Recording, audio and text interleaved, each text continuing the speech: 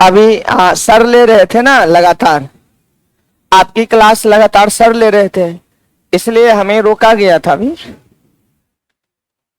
मैं अपने हिसाब से नहीं ना आ सकता हूं, सबका रूल रेगुलेशंस। चलिए,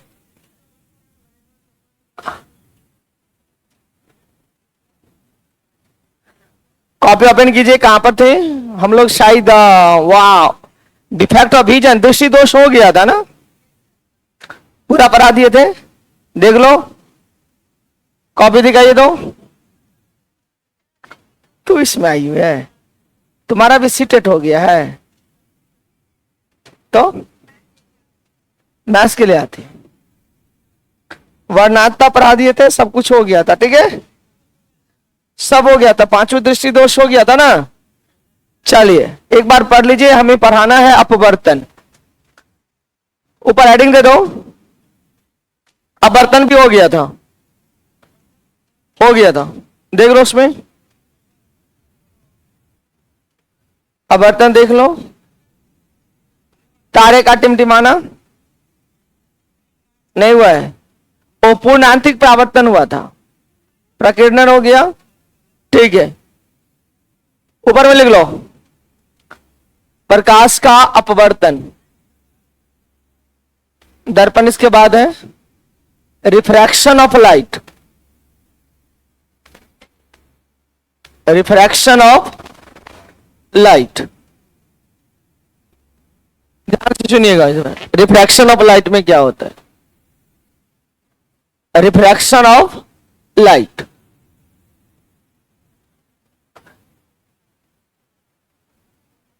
डेट से बढ़ गया एग्जाम का, नहीं डेट से बढ़ रहा है, बराबर और बढ़ेगा। हाँ,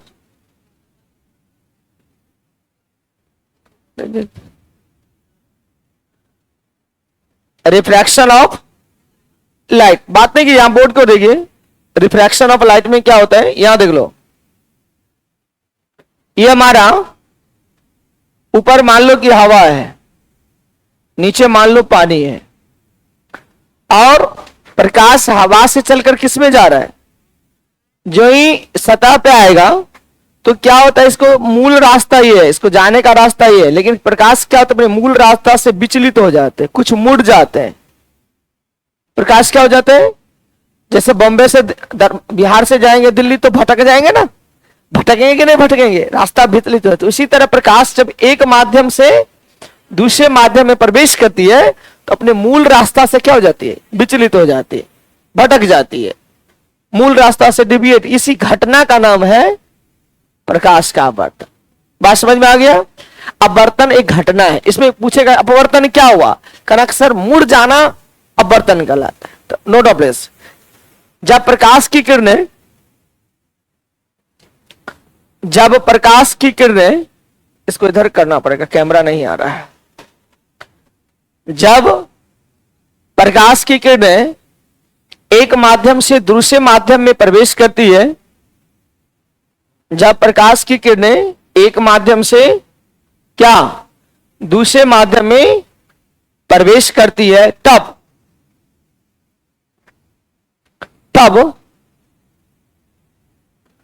जब प्रकाश एक माध्यम से दूसरे माध्यम में क्या करती है, प्रवेश करती है, तब प्रकाश अपने मूल रास्ता से विचलित हो जाती है। तब प्रकाश अपने मूल रास्ता से क्या हो जाती है, लिखा हुआ ना, विचलित हो जाती है। तब प्रकाश अपने मूल रास्ता से क्या हो जाता है, विचलित हो जाती है। इस घटना को प्रकाश का अपवर्तन कहते हैं। डायग्राम दे दीजिए। ये ए बी सतह है, ए बी सतह के ऊपर पहला माध्यम, माध्यम 1, माध्यम 2। इस माध्यम का अपवर्तनांक पढ़ाए थे μ1 है, इसका अपवर्तनांक μ2 है। नहीं दिखाई दे रहा है? यहां लेकर आ जाइए, आइए। वहां कैमरा से जो खड़ा रहता है ना, तो साइड करने पर कैमरा नहीं आ रहा है। चेयर ले लीजिए ना, क्या दिक्कत है?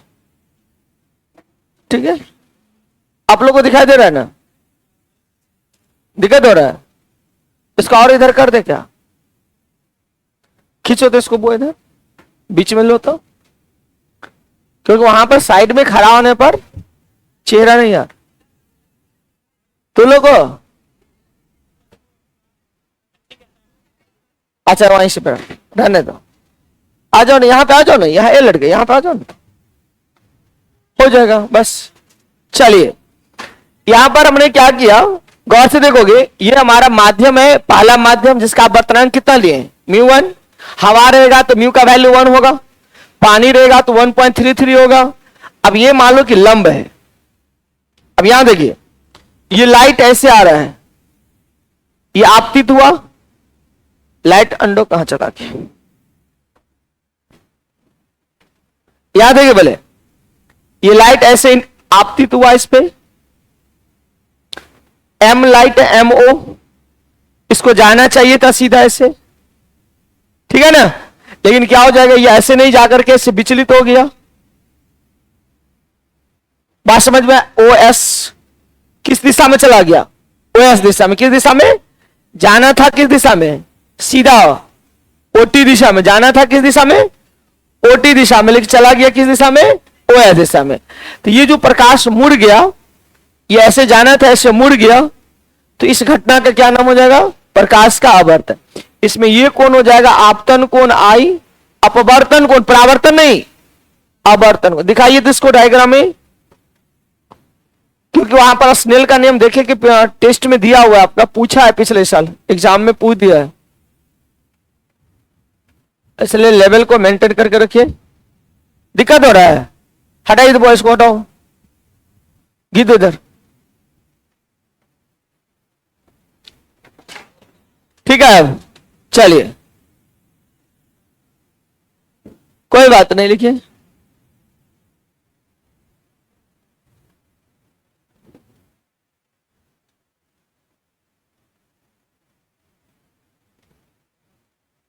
ये घटना क्या कहलाएगा, प्रकाश का मुड़ जाना क्या कहलाएगा, अपवर्तन कहलाएगा। प्रकाश का मुड़ जाना क्या कहलाएगा, अपवर्तन। फटाफट लिखिए,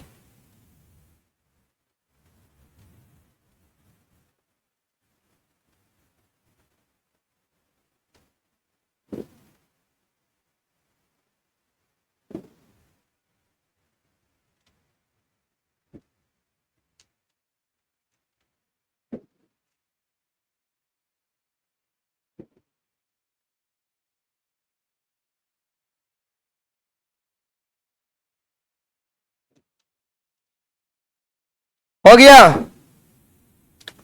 नीचे में लिखो एमओ क्या कहलाएगा, फिगर के नीचे में लिख लेंगे एमओ बराबर आपतित किरण।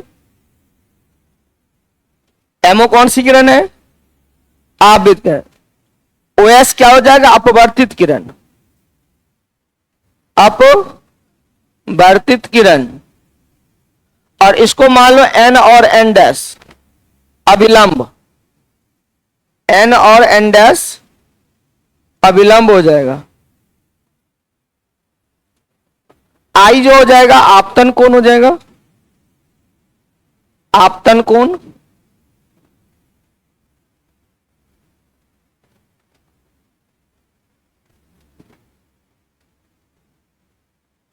आपतन कोण, और आर जो हो जाएगा अपवर्तन कोण, अपवर्तन कोण। नोट कीजिए था,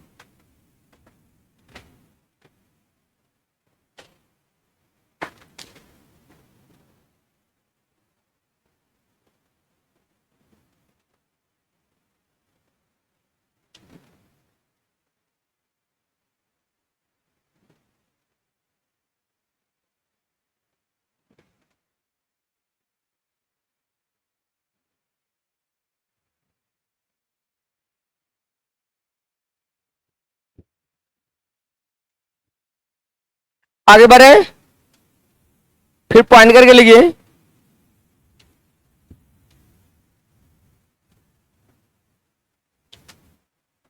पॉइंट करके लिखिए, प्रकाश के आवर्तन संबंधी कुछ महत्वपूर्ण घटनाएं, प्रकाश के आवर्तन संबंधी कुछ महत्वपूर्ण घटनाएं। प्रकाश के अपवर्तन संबंधी कुछ महत्वपूर्ण घटनाएं।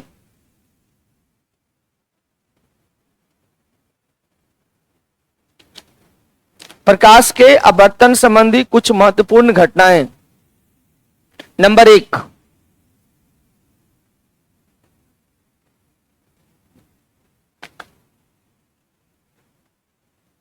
नंबर 1 में लिखेंगे तारे का टिमटिमाना।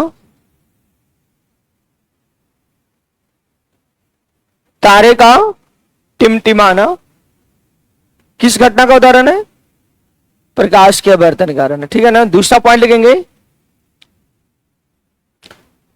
सूर्योदय से 2 मिनट पहले सूर्य का दिखाई देना। दूसरा उदाहरण में सूर्योदय से पहले 2 मिनट पहले सूर्य का दिखाई देना। सूर्योदय से 2 मिनट पहले किसका दिखाई देना? सूर्य का दिखाई देना। एवं सूर्यास्त के बाद भी 2 मिनट तक सूर्य का दिखाई देना। एवं सूर्यास्त के बाद भी 2 मिनट तक सूर्य का दिखाई देना। सूर्य का दिखाई देना। लिख लिए? प्रकाश के अपवर्तन के उदाहरण हैं।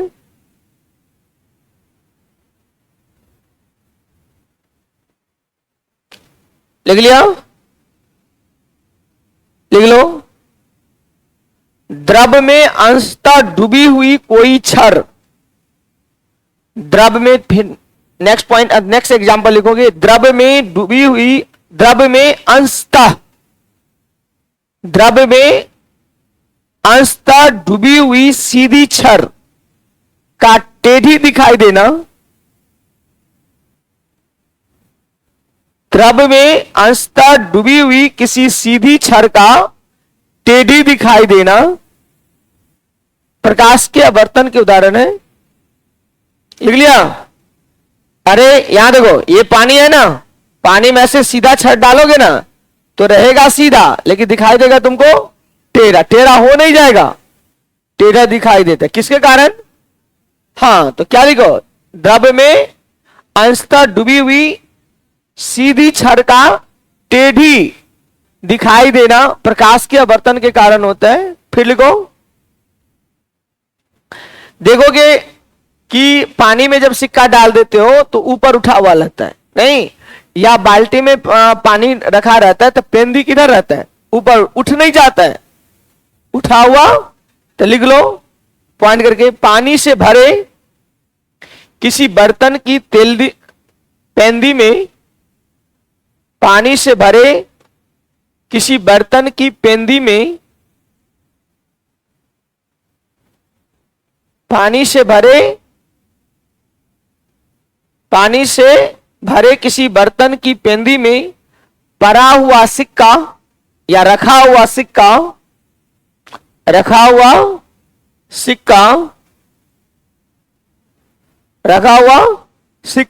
ऊपर उठा हुआ मालूम पड़ता है, ऊपर उठा हुआ मालूम पड़ता है।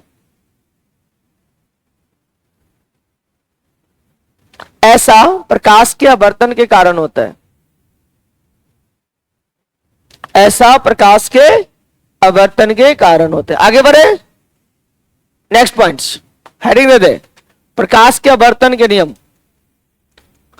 प्रकाश के अपवर्तन के नियम डैश करके लिखो तो 2 नियम है। प्रकाश के अपवर्तन के कितने नियम है? 2 नियम। पहला नियम लिख के डैश, पहला नियम,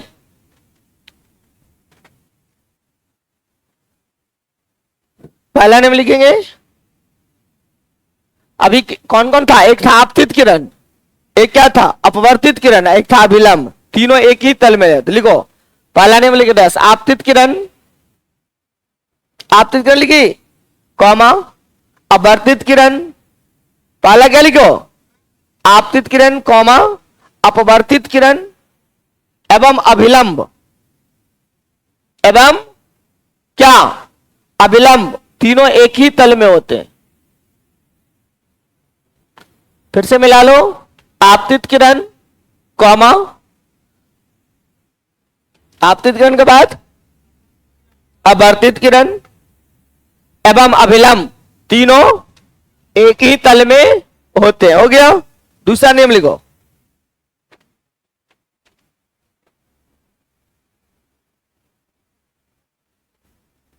यहां देखिए फिगर ऐसा था, देखिए तो ऐसे था, ये क्या था, आई था, इसमें क्या था, इसमें साइन लगा दोगे तो साइन आई, बट्टा साइन आर,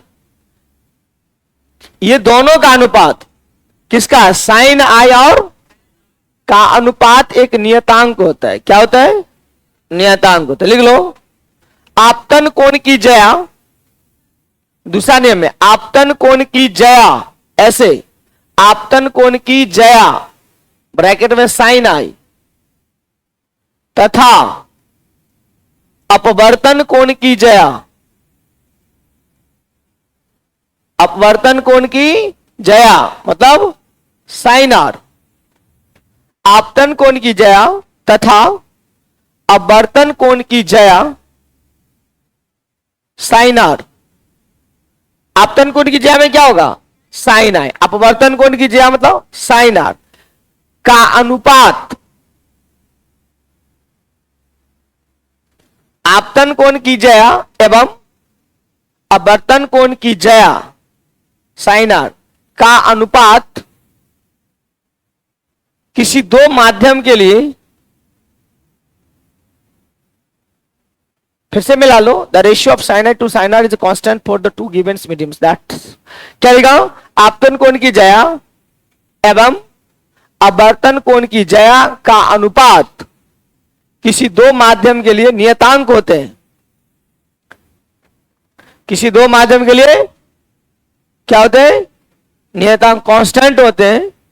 ठीक है, नीचे पे लिख लो, साइन आई बट्टा साइन आर बराबर क्या होगा, नियतांक। फिर लिखो साइन आई बट्टा साइन आर बराबर μ12, क्या लिखोगे, μ12, म्यू लिख करके एक बगल 1 एक बगल 2, यह अपवर्तनांक है। म्यू माने क्या होता है, पढ़ाए हुए है अपवर्तनांक, म्यू माने मोबाइल अंदर को, म्यू क्या है, अपवर्तनांक है, that is the refractive index. मैंने हर लिखाया हुआ है अपवर्तनांक के बारे में, पानी का अपवर्तनांक कितना होता है।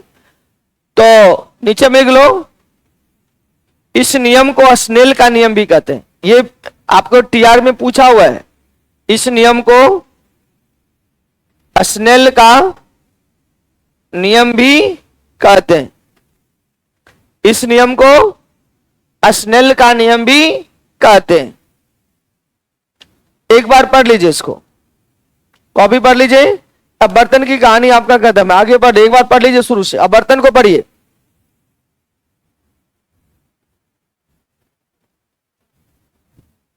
इसमें कोई एस्टेट के स्टूडेंट नहीं ना है, एस्टेट के साइंस वाले कोई नहीं ना है, तो और थोड़ा सा लेवल बढ़ा देंगे, हाई स्कूल के लेवल में नहीं ना कोई है। उसमें जैसे हाई स्कूल में रहते थे, यहां पर देखो क्वेश्चन क्या आता है, यहां देखो पानी है ना, ये मान लीजिए कि मछली है यहां पे, ठीक है, और ये तालाब है। तालाब का कहेगा कि गहराई जो है 20 मीटर है, कितना मीटर है, और यहां से देखने पर ये मछली ऊपर उठा हुआ लगेगा और नीचे चला जाएगा, ऊपर उड़ जाएगा कि रहेगा वहीं, लेकिन दिखाई देगा यहां पे। तो आप पूछेगा क्या ये कितना गहराई पर दिखाई देगा, नहीं समझ में आया।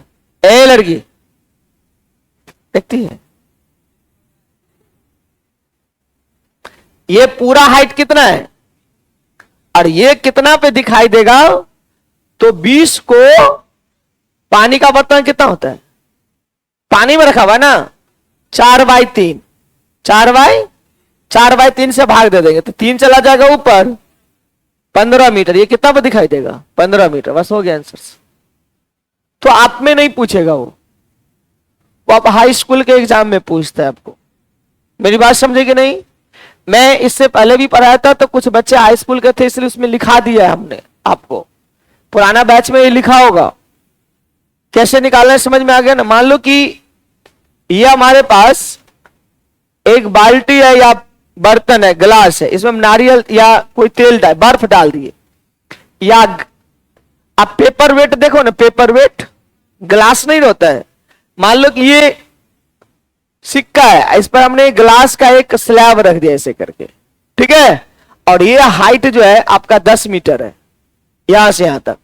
अब यहां से देखोगे तो सिक्का क्या होगा, कितना, तो 10/, अब बर्तनांक, तो ये ग्लास का बर्तनांक देना है, तो 3/2, 2 कहां चला जाएगा।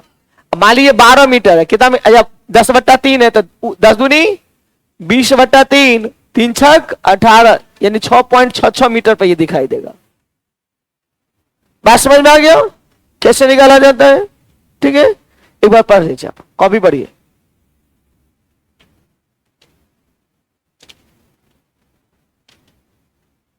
दो चीज पढ़ना है, एक बार ऊपर हेडिंग दे दे, अब बर्तन के बाद ऊपर ले प्रकाश का परावर्तन, हेडिंग दे प्रकाश का परावर्तन।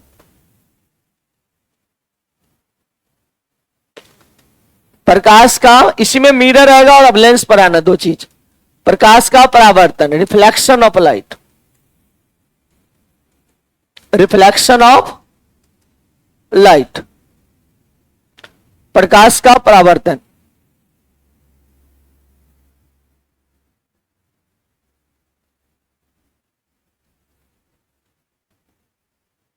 प्रकाश का परावर्तन, किसका परावर्तन, यहां देखो इसमें क्या था, यहां पर गौर से देखिए, ये दर्पण है आपका। अगर मान लो कि प्रकाश हवा से आ रही है, ऊपर हवा है, और प्रकाश हवा से आई और फिर हवा में क्या हो गया, ये चला गया, रिटर्न मार दिया, बाउंस कर गया, हवा से आई इधर नहीं गया, उसमें क्या था नीचे चला जाता था, इसमें हवा से आई हवा में चला गया, तो इस घटना को क्या बोलोगे, प्रकाश का, यानी प्रकाश का बाउंस कर जाना, उछलना। यानी जब प्रकाश की किरणें किसी अपारदर्शक वस्तु, ये अपारदर्शक है, पारदर्शी होगा तो क्या हो जाएगा, इसमें नीचे आ जाएगा, जैसे पानी पारदर्शी है, ग्लास क्या है, पारदर्शी है। तो जब मान लो कि ये पत्थर है, पत्थर से टकराएगा तो ऐसे आएगा, सीधे चला जाएगा, ऐसे। बात समझ में आ गया। तो जब प्रकाश की किरणें किसी अपारदर्शी वस्तु से क्या होती है, टकराती है, तो प्रकाश पुनः अपने पहले माध्यम में क्या हो जाता है, लौट जाती है। इस घटना को क्या कहते हैं, प्रकाश का, लिख लो। जब प्रकाश की किरणें, जब प्रकाश की किरणें, जब प्रकाश की किरणें किसी अपारदर्शी वस्तु से टकराती है, जब प्रकाश की किरणें किसी अपारदर्शी वस्तु से क्या होती है, टकराती है, और टकराने के पश्चात यदि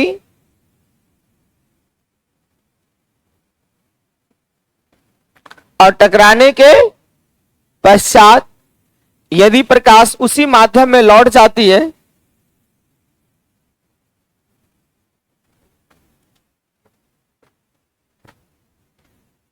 और टकराने के पश्चात प्रकाश यदि क्या उसी माध्यम में लौट जाती है जिस माध्यम से आई थी, उसी माध्यम में लौट जाती है जिस माध्यम से आई थी, तो इस घटना को प्रकाश का परावर्तन कहते हैं। तो इस घटना को प्रकाश का क्या कहते हैं, परावर्तन कहते हैं।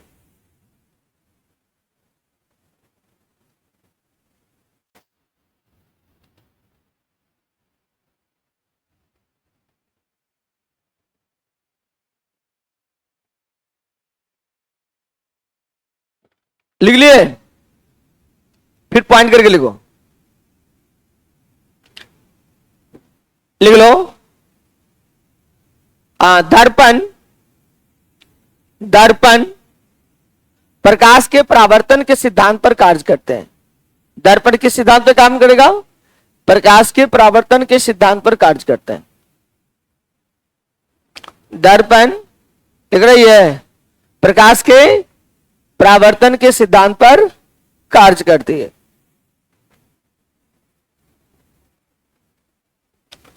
फिर ऊपर हेडिंग दे, प्रकाश के परावर्तन के नियम, प्रकाश के परावर्तन के नियम, दो नियम है यहां पर। कितने नियम है? दो नियम। यहां भी दो नियम। डायग्राम पहले दे दें। ये हमारा दर्पण है, कोई अपारदर्शी वस्तु है, यहां से लाइट आया और ऐसे रिफ्लेक्ट होके चला गया। यहां पर हमने लंब डाल दिया है, MOS, और ये हो गया N। ये देखो NO क्या है? अभिलंब है। NO क्या कहलाएगा? ये आपतित किरण, ये आपतन कोण, परावर्तन कोण। तो MO बराबर लिख दोगे आपतन, आपतित किरण। दूसरा क्या होगा? OS क्या हो जाएगा? परावर्तित। वहां पर वर्तित था, यहां क्या हो जाएगा?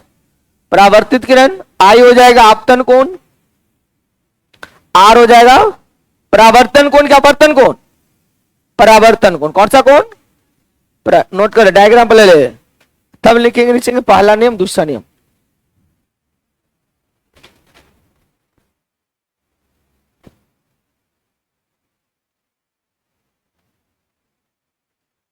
किसी के पास चार्जर भी है? ये वाला चौड़ा वाला लाओ तो। नहीं होगा तो मार देंगे आप।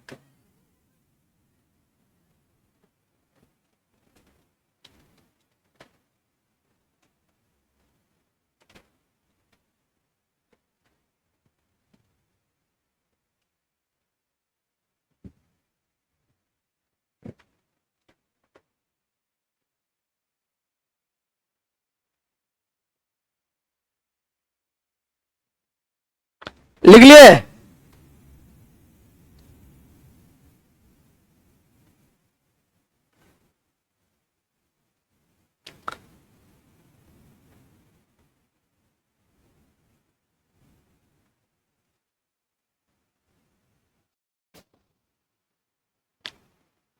आगे बढ़े।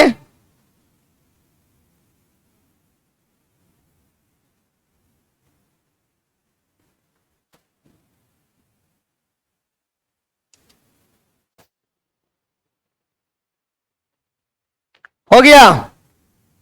पहला नियम लिख के डाल दो। कितने नियम है प्रकाश के परावर्तन के? अपवर्तन के भी कितने नियम थे? दो थे। लिखो पहला नियम लिख के डैश। नंबर 1 पहला नियम लिख के डैश। याद देखो, आपतित किरण, परावर्तित किरण और अभिलंब तीनों एक ही तल में होते हैं। लिखो आपतित किरण, पहला नियम लिख के डैश। आपतित किरण अभी तक ऊपर बोर्ड की ओर देख रही है। पहला क्या लिखेंगे? आपतित किरण कॉमा परावर्तित किरण एवं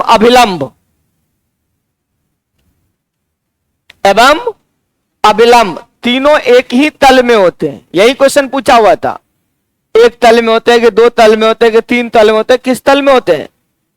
एक ही तल में होते हैं। उसमें भी एक ही तल में था।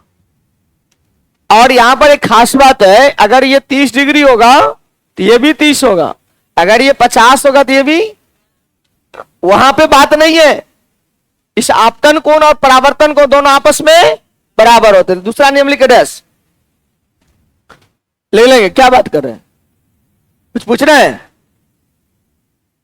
दूसरा नियम लिख डैश। आपतन कोण का मान और आपतन कोण का मान परावर्तन कोण के बराबर होते हैं। आपतन कोण और परावर्तन कोण एक दूसरे के बराबर होते हैं। आपतन कोण और परावर्तन कोण एक दूसरे के क्या होते हैं? बराबर होते हैं। उसी के नीचे में लिख दो I बराबर R, स्मॉल I बराबर स्मॉल R। उसी के नीचे में बीच में I बराबर R, उसको बॉक्स में बंद कर दे ऐसे लिख करके I बराबर R। आपतन कोण का मान परावर्तन कोण के बराबर होता है। आगे एडिंग दे देंगे। I बराबर R नहीं होगा, आपतन कोण परावर्तन कोण क्या होगा? तो I बराबर R। चलिए ऊपर में एडिंग दे देंगे। दर्पण दर्पण दो प्रकार के, पहला है समतल दर्पण, दूसरा है गोलीय दर्पण। गोलीय दर्पण दो प्रकार के, अवतल दर्पण और उत्तल दर्पण। एक पैराबोलिक दर्पण भी होता है, तो उसको पढ़ना नहीं है, मैं उस पर बता दूंगा। लफिंग ग्लास सुने होंगे ना, लफिंग ग्लास, म्यूजियम गए कभी? आपका मुंह देखेगा तो हुरार नजर आएगा, नहीं लगता है? वहां पैराबोलिक मिरर है, पैराबोलिक, ठीक है, लिखो लो। पहला कौन सा दर्पण है? समतल दर्पण।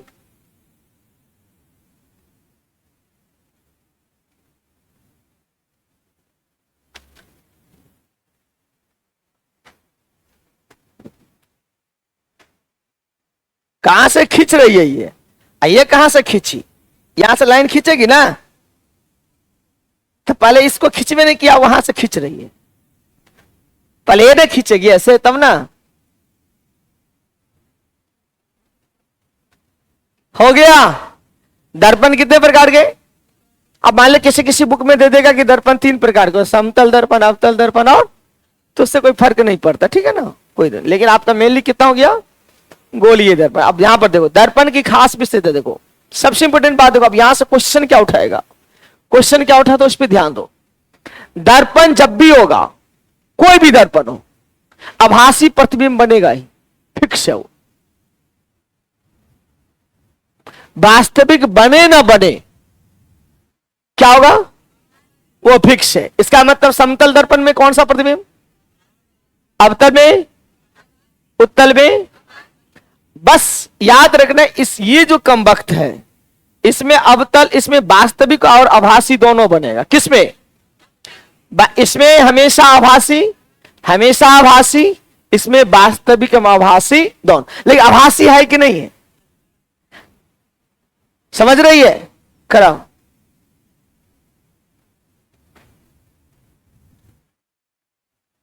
दर्पण देखी है कभी?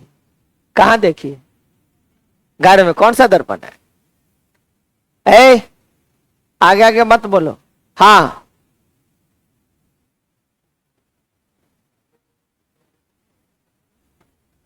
क्या? उत्तल है, तो उसमें हुरार जो है ना, बकरी नजर आएगा। मुंह छोटा रहता है कि बड़ा रहता है, बताओ? तो उत्तल नहीं होगा।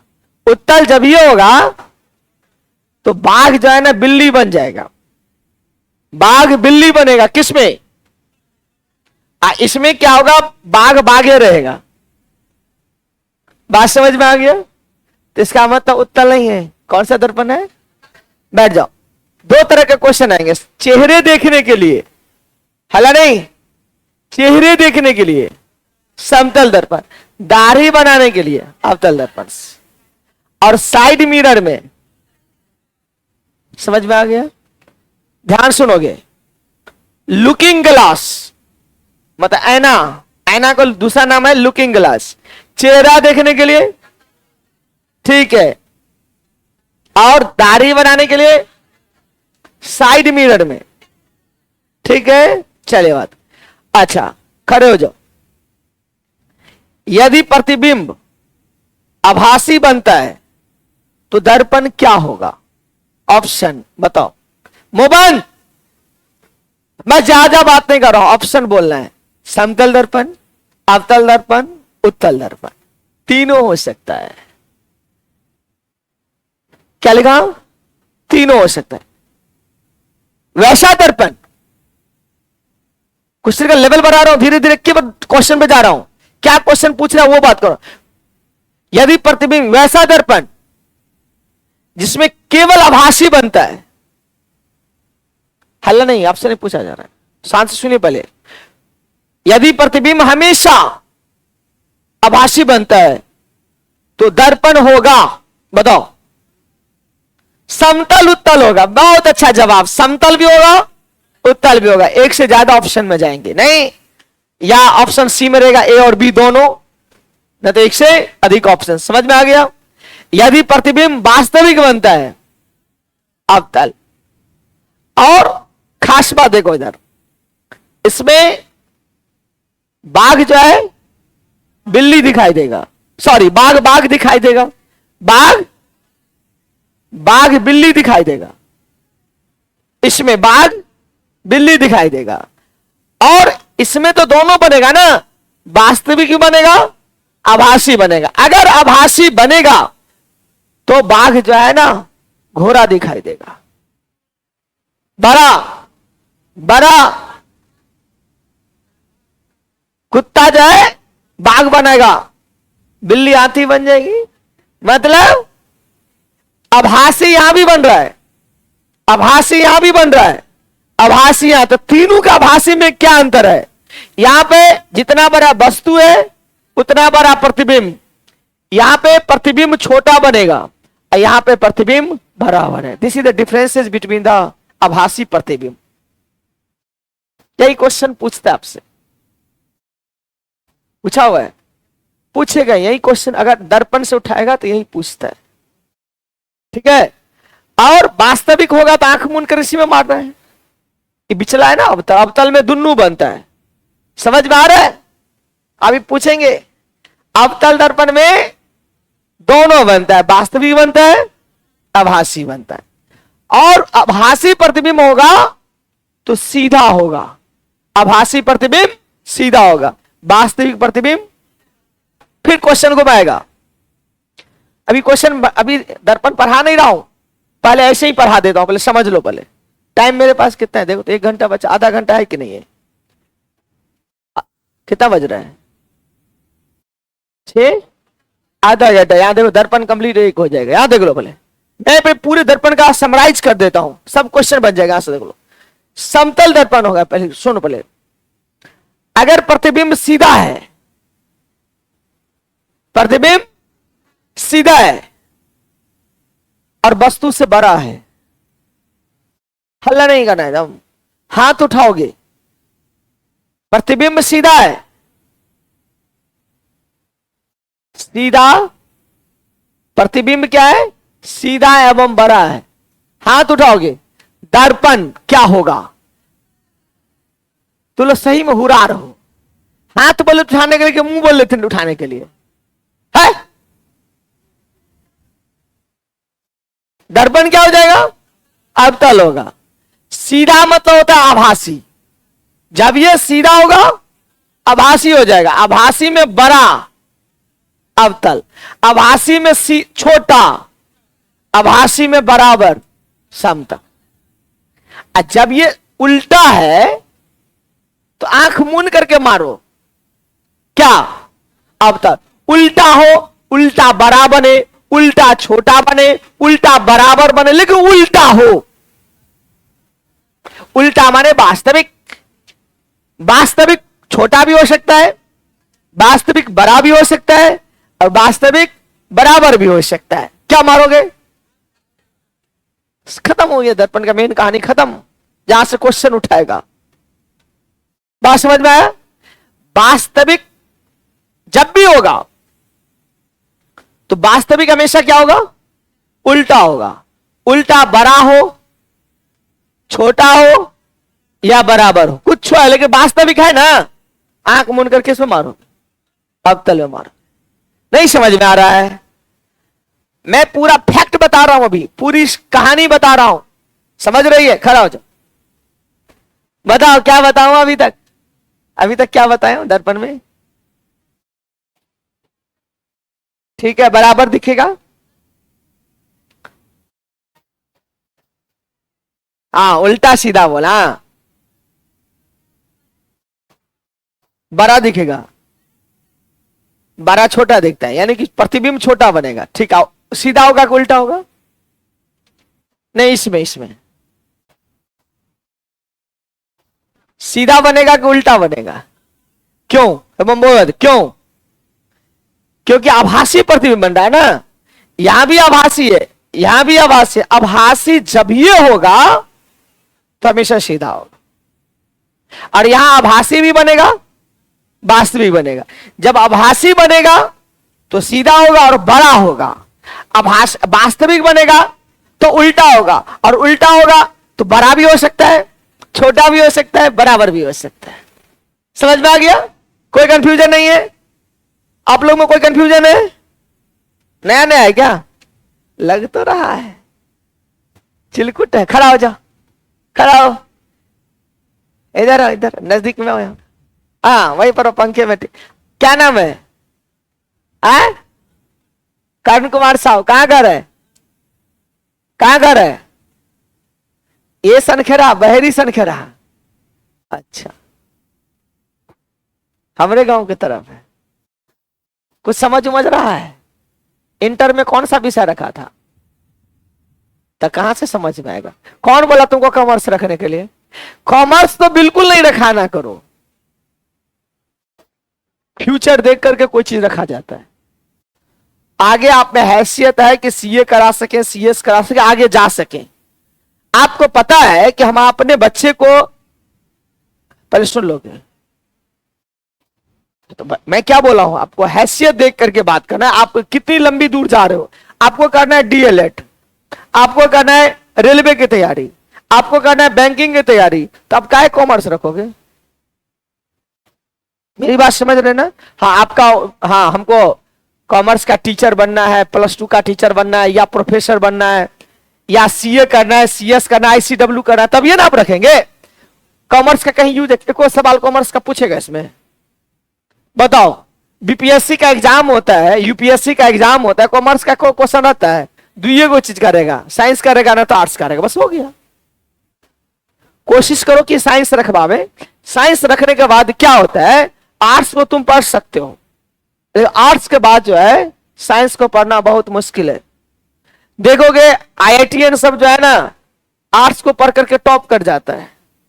आज जो आर्ट्स से बीए किया उसको को तो इंजीनियरिंग पढ़ लेने के लिए पढ़ लेगा, मैथ्स किसी हाल में नहीं होगा। मैं बता रहा हूं रियलिटी। अगर आपने मैथ पहले से नहीं जानते हो, नहीं सीख सकते हो, नहीं कुछ समझ में आएगा, ऐसे टीचर आएगा बताकर चल जाएगा, कुछ नहीं पता चलेगा, एक को वो सवाल नहीं बनेगा। आपका बेस अगर स्ट्रांग नहीं है तो नहीं बनेगा। मैं जानता हूं ना, मैं अपने दिल की बात जानता हूं, कहां पे कौन फंसता है, कितनों मैं लाख कोशिश कर लूं। आपका मैथ मांगता है शुरू से बेस क्या होना चाहिए, नहीं बेस स्ट्रांग है तो 2 साल लगेगा आपको बेस से स्ट्रांग करने में। तो उतना ना ब्रेन है ना उतना टाइम दोगी तो बनेगा कैसे सवाल? आसानी चीज थोड़े है। और जो साइंस का स्टूडेंट रहता है ना, वो ग्रास्पिंग रहता है, उसको साइंस पे थोड़ा मोड़ा पकड़ रहे करता है। आर्ट्स को तो पढ़ लेना है, अपने समझ जाना है। और जो साइंस का स्टूडेंट रहेगा वो बारीकी से पढ़ेगा, उसको भी, किसको? आर्ट्स को भी पढ़ेगा एनालाइज करके। चलिए आगे बात करते, इसलिए कभी भी भूल करके नहीं रखो, कॉमर्स रख लेता है। लड़कियां लोग क्या करेगी, जब गांव में नहीं रहने का मन होगा तो कॉमर्स रख लेगी। कॉमर्स, कॉमर्स समझ रहे? एक तो किताब ले लेगी और पीछे साइकिल में बांध देगी और चल देगी। कहां? कॉमर्स। उसको बहाना चाहिए कि नहीं? घूमने का भी बहाना चाहिए, कोचिंग और जाने का, चौक चौराहा जाना चाहिए, तो चल देता। लेकिन उसको रखने की जरूरत नहीं है। उसको आर्ट्स रखवा दो, ज्यादा कमजोर है तो आर्ट्स रखवा दो ना, साइंस रखवा दो, नहीं क्या जरूरत है उसमें रखने की? तो सब आदमी को घूमने का एक, हमें भी घूमने का बहाना चाहिए, हम भी चल जाते कोई बहाना मार करके घूमने। सब लोग जाते हैं, बैठे बैठे कितना देर रहोगे? चल आगे पढ़ते हम लोग। क्वेश्चन के बाद समझ में आ गया? कमलेश है, कल देखो तो बुआ, कमलेश को कहना कि ऑफिस में पानी होगा, मेरा बोतल रखा होगा, बैठो तुम, ऑफिस में पानी रखा होगा, ले दे दीजिएगा। मेन मुद्दा समझ में आया ना? दर्पण जब भी होगा, किस दर्पण द्वारा आभासी प्रतिबिंब बनेगा? तीनों दर्पण द्वारा, सभी दर्पण द्वारा, ठीक है। किस दर्पण द्वारा वास्तविक बनेगा? किस दर्पण द्वारा आभासी एवं बड़ा? मार देंगे अवतल, थपरा देंगे सीधे, अवतल, आभासी और बड़ा, आभासी एवं बड़ा। समझ में आ गया? किस दर्पण द्वारा आभासी एवं बराबर साइज का प्रतिबिंब बनेगा? ये सब ब्रेन नहीं रहेगा, रटने से थोड़े हो जाएगा, कंसेप्ट मांगता वहां पे। ये रटोगे, किताब पढ़ोगे तो नहीं होगा, रटोगे इधर भूलोगे उधर, सबका कंसेप्ट मांग रहा है। यदि प्रतिबिंब उल्टा है तो दर्पण क्या होगा? अवतल।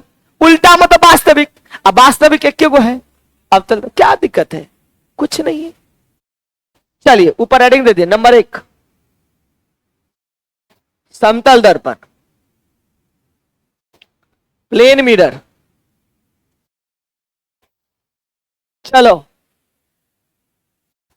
प्लेन मिरर,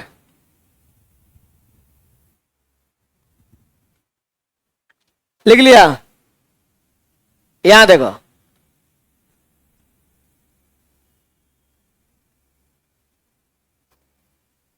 डायग्राम दे दो, ये देख लो, ऐसे बना दो, ये प्लेन मिरर है,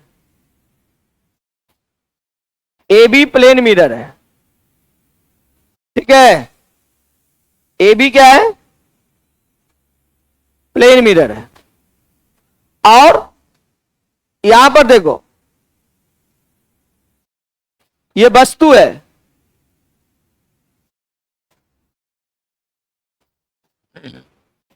वस्तु है, इसकी ऊंचाई एच ओ, और ये दूरी देखो,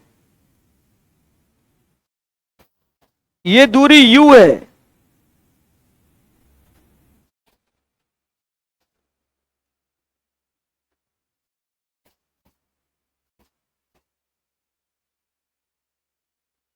डॉट डॉट से, और ये दूरी यहां से भी हो जाएगा,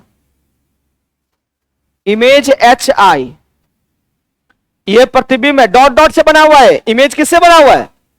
डॉट डॉट से, प्रतिबिंब है।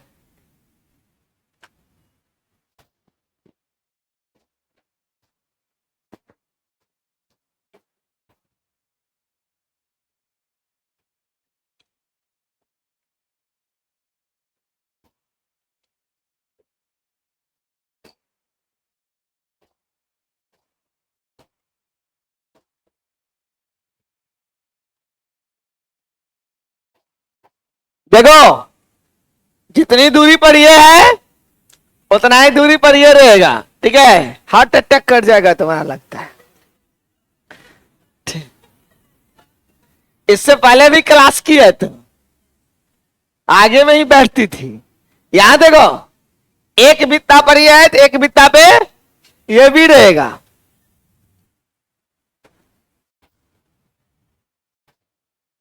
जल्दी लिखो, अभी धूप पर में निकला नहीं करो बहुत, अभी ऑरेंज हीट वेव चल रहा है, ठीक है। पढ़ाई लिखाई क्या करोगे, दूसरा ही पढ़ाई लिखाई हो जाए, पढ़ाई जान बचेगा तो पान का दुकान भी खोल लेंगे, जिंदा रहेंगे तो। बहुत एकदम बिल्कुल खूब पानी पिया करो, जब भी पानी प्यास नहीं लगे। वैसे ज्यादा पानी पीने से ब्रेन में ट्यूमर भी हो जाता है, लेकिन अभी जो है ना, अब एक्सेस मतलब क्या है, 2 साल पियोगी तब होगा। अभी प्यास नहीं लगे तभी पानी रखा करो, ठीक है। और एल्वेस्टस वाला रूम में तो रहना ही नहीं है, अगर रूम को चेंज करवा लेना। अगर बाहर नहीं है तो बीच गांव चले जाओ, उसमें रहना ही नहीं है एकदम। क्या कहता है, ये स्टैंड फैन रखो, वो सीलिंग फैन से काम नहीं चलेगा। पैसा लगता है तो लोगों, लेकिन स्टैंड फैन लगा लो, पूरा एकदम चेहरे पे रखो हवा। कूलर है तो अच्छी बात है, नहीं है तो मतलब मैं एक तो व्यवस्था बताया हूं ना।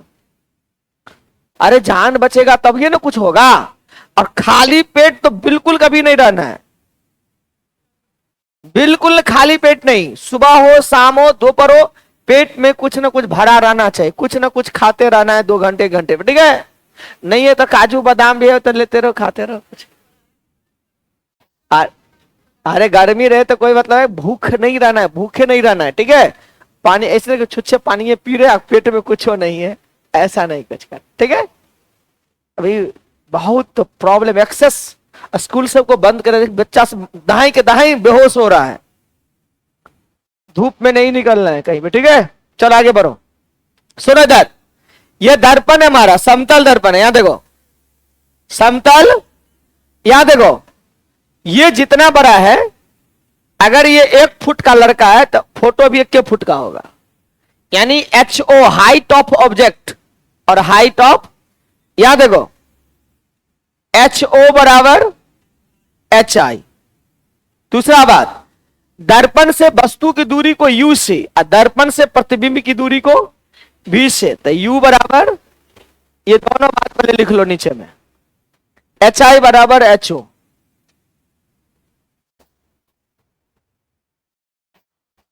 एच आई बराबर एच ओ बराबर एच आई, बात बराबर है हुआ, ये एच आई बराबर एच ओ, ठीक है।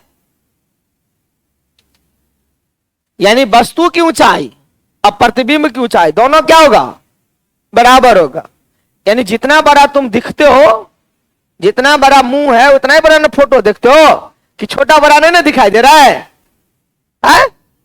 तो कौन सा दर्पण है वो? समतल। तू भी नहीं आई हो,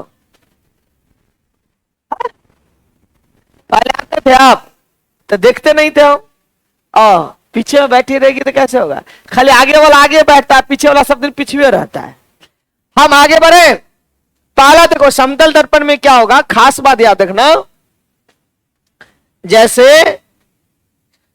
ये जो समतल दर्पण है, मान लो ये देखो ये समतल दर्पण है, ये जो है चेहरा इधर से देखते हो ना, इधर से तो कलई किया रहता है, नील पॉलिश लगा रहता है पीछे में, इधर से चेहरा देखते हो तो इसको बोलते परावर्तक सतह। क्या बोलेंगे? तो परावर्तक सतह छुओगे तो प्लेन है कि उभरा है? प्लेन है। तो समतल दर्पण में पहली बात है कि परावर्तक सतह कैसा होगा? प्लेन होगा, फ्लैट। प्लेन माने फ्लैट, प्लेन होगा, ठीक है। तो पहली पॉइंट लिखो, समतल दर्पण की परावर्तक सतह, पहला पॉइंट, समतल दर्पण की परावर्तक सतह, पहला पॉइंट करके लिखो, समतल दर्पण की परावर्तक सतह बिल्कुल सपाट, पकड़पा तो सपाट, सपाट माने प्लेन, PLAN प्लेन, बिल्कुल सपाट होता है। सपाट मतलब समझ में आया ना? बिल्कुल क्या होगा? प्लेन होगा। चलो दूसरी बात देखो, लो इधर, नहीं चुराएंगे रे, काय चिंता करते, गिराएंगे नहीं। देखो अपना शरीर पर टेंशन नहीं है, लेकिन इसमें थोड़ा सा भी स्क्रैच नहीं आना चाहिए। क्यों? इसमें पैसा लगा है, और चेहरा जो मम्मी पापा दिया है इतना सुंदर, उसमें तो पैसा नहीं लगा है, फोकट का मिला है। समझती, इतनी बड़ी ब्रह्मांड है इसमें। इसमें ध्यान नहीं कि काजू किशमिश 2-4 को खाएगी, सो नहीं ध्यान है, लेकिन इसमें स्क्रैच नहीं लगना चाहिए, ठीक है। शरीर में फुट जाए तो फुट जाए, नोच ले कोई मुंह तो भी ठीक है, लेकिन इसमें नोचाई नहीं जाने। क्या जमाना है, देख रहे हो इधर। ये याद रखो, ये जो प्लेन होगा, याद रखना इसका, इस सतह का, दर्पण का फोकस दूरी अनंत कितना होता है? इसकी वक्रता त्रिज्या कितनी होगी? अनंत। याद रखना जो चीज प्लेन होगा उसकी वक्रता त्रिज्या कितनी होगी? अनंत। सेकंड पॉइंट, पूछा हुआ सवाल है, कई बार बीपीएससी रिपीट किया है। समतल दर्पण की वक्रता त्रिज्या एवं फोकस दूरी दोनों ही अनंत होती है।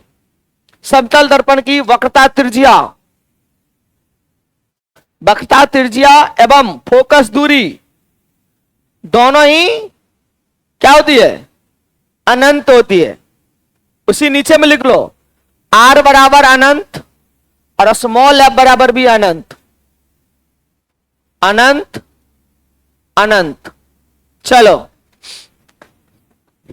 अनंत अनंत, तो R माने वक्रता त्रिज्या, उधर देखेगी तो मार खाएगी। बोर्ड की ओर देखो, किसी दूसरे में से मत नोट करो। R माने वक्रता त्रिज्या, F माने फोकस दूरी, दोनों क्या होगा? अनंत होगा। किस चीज का हम पूछेंगे? इस बोर्ड का वक्रता त्रिज्या बताओ। अनंत। क्यों? प्लेन है। क्यों? प्लेन है। इसकी वक्रता त्रिज्या अनंत, इसकी वक्रता त्रिज्या अनंत, दीवार की वक्रता त्रिज्या अनंत। बात समझ में आ गया? जब रेडियस बहुत ज्यादा हो जाते हैं तो वो वस्तु कैसा दिखता है? प्लेन। ये कैसा दिख रहा है?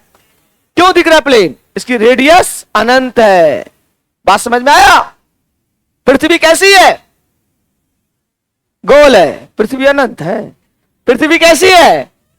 गोल है, लेकिन गोल नहीं दिखता है, प्लेन दिखता है। क्यों? रेडियस बहुत ज्यादा है। जब ये रेडियस क्या होगा? बहुत ज्यादा होगा तो कैसा दिखेगा वो? तो गोल दिखेगा। गोल नहीं, प्लेन दिखेगा। ठीक है, आगे लिखो, हल्ला नहीं। तीसरा पॉइंट, समतल दर्पण के द्वारा हमेशा,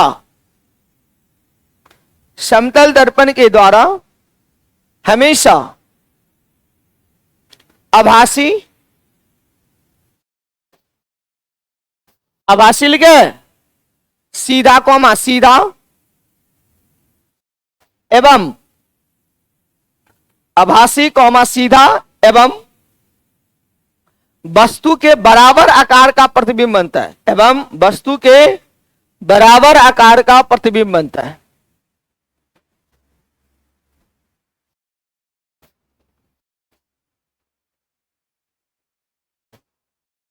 ठीक है, कोई दिक्कत तो नहीं।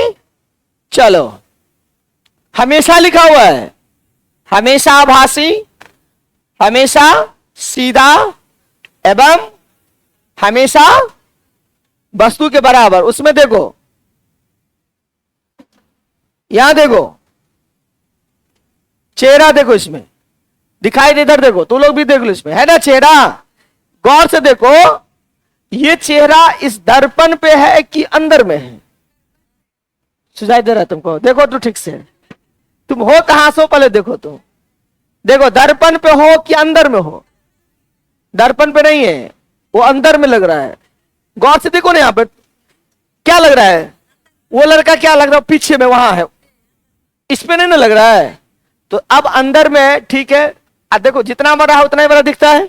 अच्छा, एक बात लॉजिक लगाओ, तुम देखो, अगर यहां से 3 हाथ पे हो तो अंदर में भी 3 हाथ पर होगी, दर्पण से। लॉजिक से साइज करो। वो लड़का अगर मान लो यहां से 5 मीटर पे है, तो वहां भी कितना मीटर है? 5 मीटर। तो दर्पण से वस्तु की दूरी और दर्पण से प्रतिबिंब की दूरी दोनों बराबर। अच्छा, ये लड़का कहां पे है? पीछे है? पीछे तो नहीं है, इसका मतलब आभासी है। लगता है पीछे है, पर पीछे तो आभासी है। अगर सही में वहां पर रहता फोटो तो वास्तविक हो जाता। बात समझ में आ गया? सही में वहां रहता तो वास्तविक होता। चलिए, दूसरी बात, दर्पण से वस्तु की दूरी, दर्पण से वस्तु की दूरी एवं प्रतिबिंब की दूरी बराबर होती है।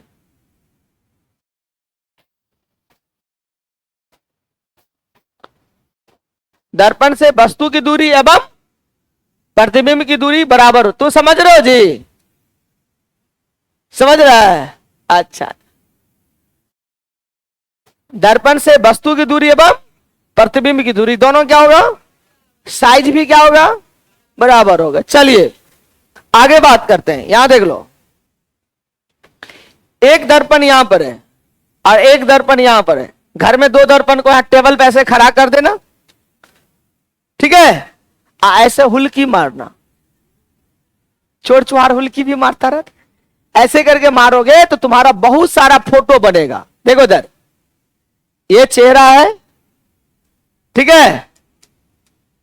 चलो, इसका बहुत सारा फोटो इधर बनेगा, अनंत।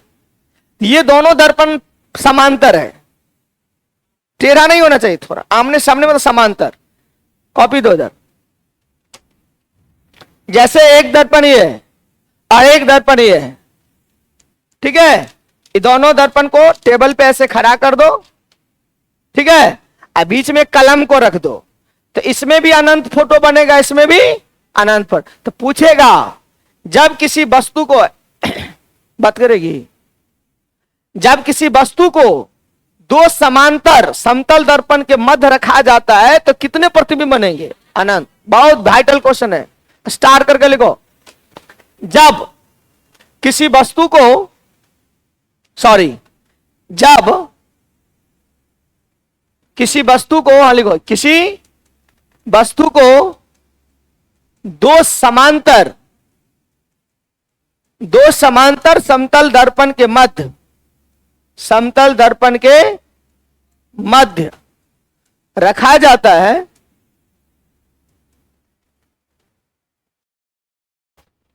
2 समांतर समतल दर्पण के मध्य रखा जाता है, तब तब तब लिखे, तब अनंत प्रतिबिंब बनते हैं। कितने प्रतिबिंब बनते हैं? अनंत प्रतिबिंब बनते हैं।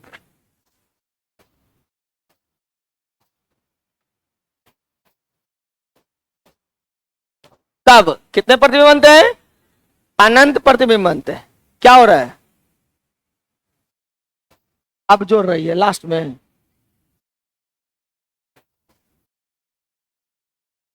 तब कितने प्रतिबिंब बनते हैं? अनंत प्रतिबिंब बनते हैं। कितने प्रतिबिंब बनेंगे? अनंत। अब यहां देखो दूसरा क्वेश्चन आएगा। ये देखो एक दर्पण ये ऐसे तिरछा रखो ऐसे करके, तो पूछेगा ये समतल दर्पण है और ये बीच में 60 डिग्री का कोण है, इसमें किसी वस्तु को रख दिया यहां पे मध्य में। अभी दो दर्पण के बीच कितना डिग्री का कोण है? ठीक है, एक और क्वेश्चन पर लिखो। जब किसी वस्तु को जब दो लंबवत समतल दर्पण के मध्य, जब दो लंबवत समतल दर्पण के मध्य किसी वस्तु को रखा जाता है, किसी वस्तु को रखा जाता है, तब 3 प्रतिबिंब बनते हैं। तब कितने प्रतिबिंब बनते हैं? 3। यहां देखो कैसे रखना है सो। यहां देखो एक दर्पण को टेबल पे सुला दो, ठीक है, एक दर्पण को ऐसे खड़ा करके सटा कर रख दो, ठीक है। ये देखो अब यहां पर किसी वस्तु को रखोगे तो कितने फोटो बनेंगे? ये दोनों दर्पण के बीच कितना डिग्री का कोण हुआ? 90 माने लंबवत। When two plane mirror are perpendicular to each other and then when object is placed between them, then the 3 image will be formed. तब कितने इमेज बनेंगे? 3 इमेज बनेंगे। कितने बनेंगे? 3। असमांतर रहेगा तो कितना बनेगा? अनंत। तो एंगल कितना डिग्री है? जब दो दर्पण के बीच 90 डिग्री का कोण होगा तो कितने प्रतिबिंब बनेंगे? 3। 3 कितने बनेंगे? 3। चलो आगे क्वेश्चन से। अब यहां देखो ये 60 डिग्री का कोण है। कितने डिग्री का कोण है? तो यहां पर वस्तु रखोगे तो प्रतिबिंब की संख्या कितनी होगी? सुनो 360 को थीटा से भाग कर देना। यहां देखो भले 360 बट्टा कितना डिग्री है? ये 60। कितना है? 6 सम संख्या एक विषम है, सम है तो 1 माइनस कर दोगे, 5 को फोटो बनेगा। रुको नहीं यार, बात समझ में आया? कितना फोटो बनेगा? 5। फिर देखो इधर 72 डिग्री का कोण है, कितना है? ये दर्पण है, दोनों दर्पण के मध्य बीच कितना कोण है? यहां पर किसी वस्तु को रखते हो तो 360 बट्टा थीटा, 360 बट्टा 72, 36 दूनी 72, 36 से कहते हैं 5। समय की विषम है, 1 माइनस नहीं करो, यही आंसर हो जाएगा। 5 को फोटो बनेगा। सम आएगा तो -1 कर देना, ठीक है। विषम रहेगा तो नहीं करोगे, ठीक है ना? मेरी बात समझ रहे हो? आया तुमको? खड़ा हो, क्या समझ में आया बताओ? हाँ, कितना बट्टा कितना करोगे? अच्छा से 90 डिग्री था, अभी ये दर्पण में लंबवत में कितना डिग्री था? तो 360 बट्टा 90 4 सम संख्या हुआ, 1 माइनस कर देंगे तो कितना हो गया? वही ना लिखा है 3 बनेगा।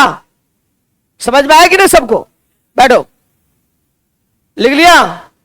आप लिखो, क्वेश्चन लिखो, पॉइंट करके लिखो। यदि दो समतल दर्पण के बीच का कोण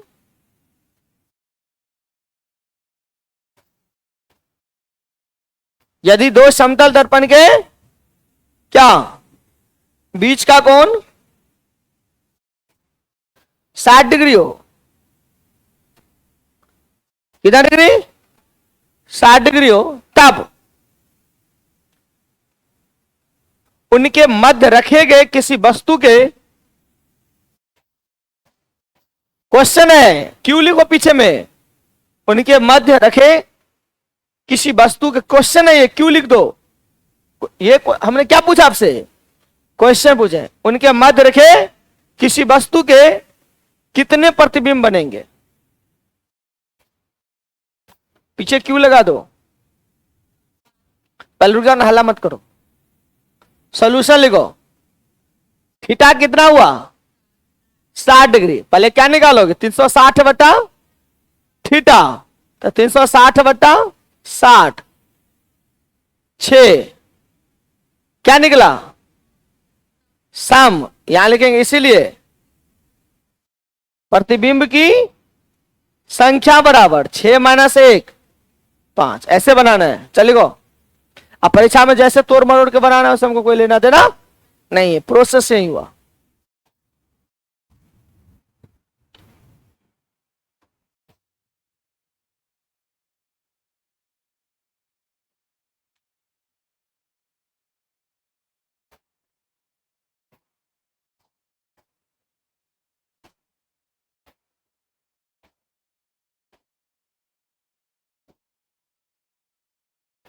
हेलो, हाँ बोलिए।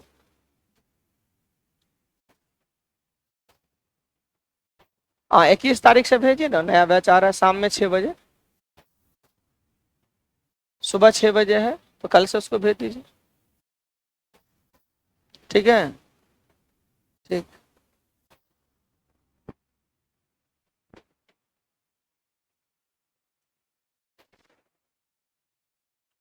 हो गया? ये लो, किसका है? फिर देखो क्वेश्चन, लास्ट क्वेश्चन। यदि दो समतल दर्पण के मध्य के बीच का कोण सीधे लिखो। यदि दो समतल दर्पण के बीच का कोण 72 डिग्री हो, के बीच का कोण कितना डिग्री हो? 72 डिग्री हो, तब उनके मध्य रखे किसी वस्तु के कितने प्रतिबिंब बनेंगे?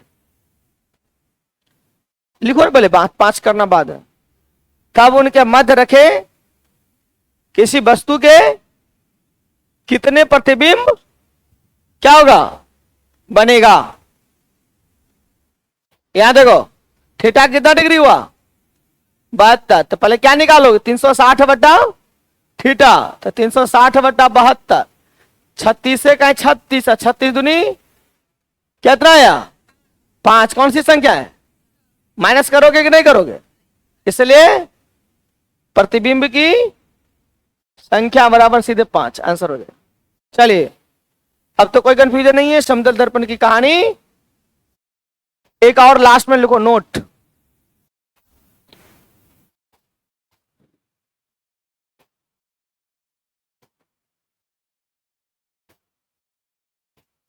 हो गया? समझ में आया? कितना प्रतिबिंब बनेगा? माइनस कब करोगे? अब विषम रहेगा तो वही आंसर हो जाएगा। अगर भाग दिया 8 आया तो क्या करोगे? 7 प्रतिबिंब। कभी मतलब सम संख्या में आंसर नहीं देना, आंसर किस में देना है? विषम में। हो जाएगा? अच्छा, पेरिस्कोप कोई देखे हो तो देखिए, पेरिस्कोप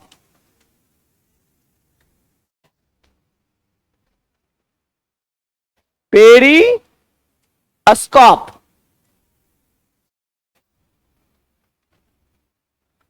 परिदर्शी, याद है? क्या लिखा है? ये क्या है? क्या है ये? पानी है। ये जहाज है, अंदर में आदमी है, और इसके अंदर से तो मशीन, तो पाइप लाइन। ये परिदर्शी है, यही पेरिस्कोप है। इसके द्वारा बाहर की दुनिया को, बाहरी दुनिया को देखा जाता है पानी के अंदर से। तो पूछता है, पारदर्शी प्रयोग किया जाता है हवाई जहाज में, पनिया जहाज में। बात समझ में आया? डॉक्टर के द्वारा, किसके द्वारा?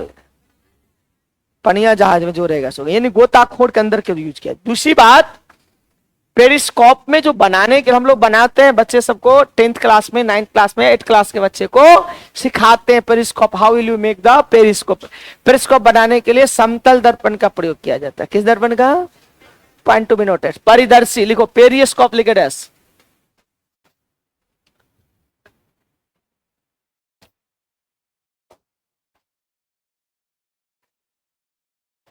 पेरिस्कोप परिदर्शी लेता है, कल खत्म हो जाएगा। चल अगर क्लास अल्टरनेट वैसे क्लास दिए हुए, अभी अल्टरनेट समझते हो ना, अभी सर बीच में लगातार क्लास आपको ले रहे थे,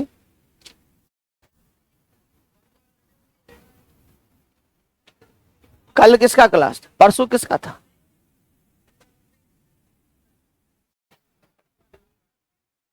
हमको लगा कि सर डेली क्लास ले रहे हैं तो इसलिए हम हमारा क्लास ऑफ किया गया था, तो खत्म हो गया होता आपका। 3 दिन का साउंड है, 3 दिन में साउंड खत्म हो जाता है। चल लिखो जल्दी। अब पहले पारदर्शी क्या है लिखो, यह एक प्रकाशीय यंत्र है, यह एक क्या है, प्रकाशीय यंत्र है, यह एक प्रकाशीय यंत्र है जिसके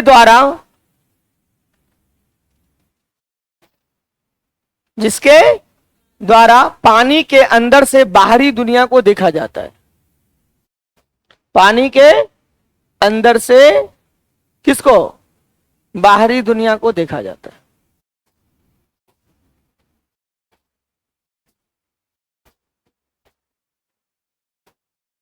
दूसरा पॉइंट लिखो, पारदर्शी का प्रयोग पनडुब्बी में किया जाएगा, नहीं किया जाएगा,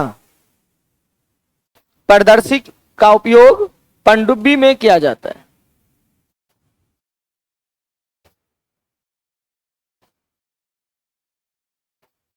ठीक है, पॉइंट करके लिखो, पनडुब्बी में किया जाता है, लिख लो। फिर पॉइंट करके लिखो, तीसरा पॉइंट, पारदर्शी में